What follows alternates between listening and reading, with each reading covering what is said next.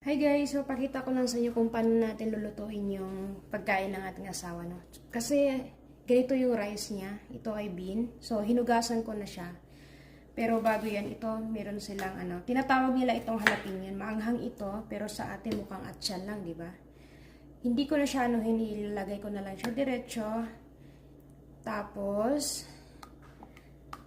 garlic cubes, and then ito hiwain mo to. Yan guys. Kasi magkaiba kami ng pagkain ng asawa ko guys. Yung sa akin naman ay rice. So syempre, Pilipino tayo.